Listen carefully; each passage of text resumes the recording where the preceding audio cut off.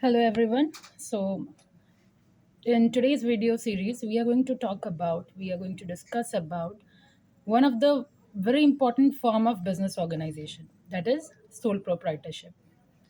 If we discuss about business organization, basically there are five forms of business organization, right? The first one is sole proprietorship, second one is partnership, third one is joint Hindu undivided family, then cooperative society, joint stock company. Fine. So basically, it will be important from BBA, BCom, BBM perspective, because in all these three courses, this topic is already there, and this is very much common and it is very much been asked in the examination. So today I will be discussing one of the form, that is sole proprietorship. So if we talk about sole proprietorship, it is that form of business organization in which an individual introduces his own capital, uses his own skill and intelligence in the management of its affairs, and is solely responsible for the result of its operation. Like it is just like one man army.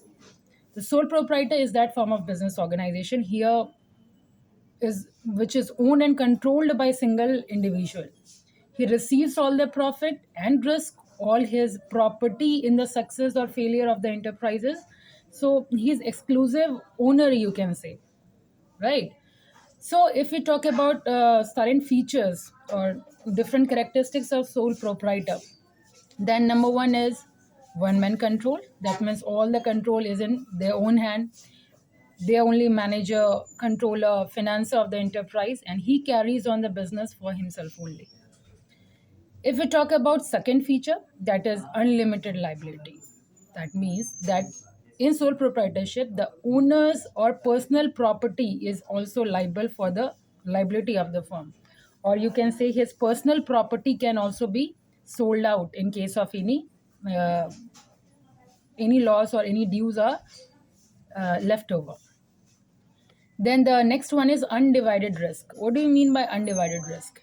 See, if the business earns, he get the whole profit.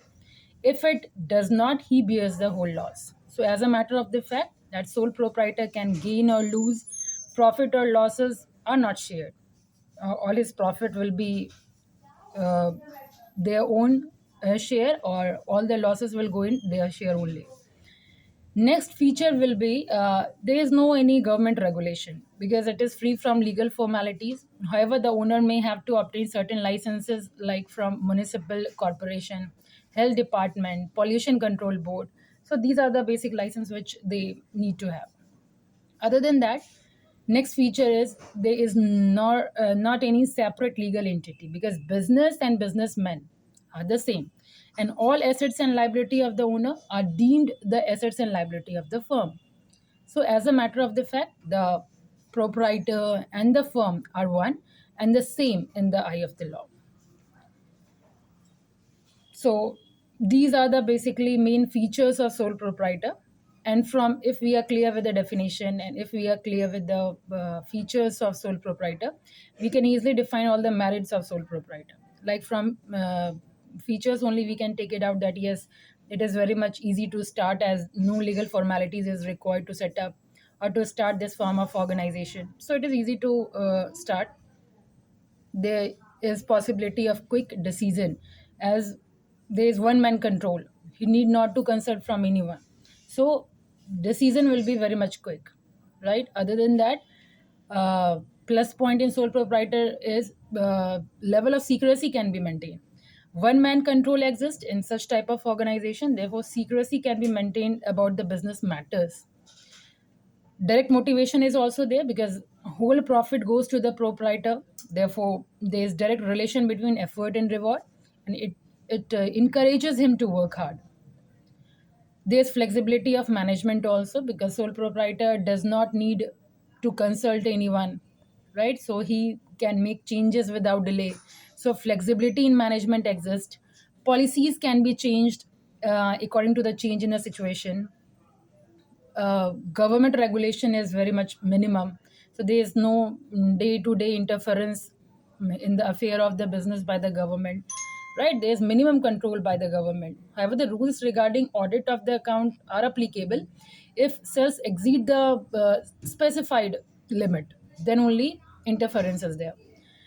Other than that, we can also say that personality develops in sole proprietorship type of business, because sole proprietor has to be all in all.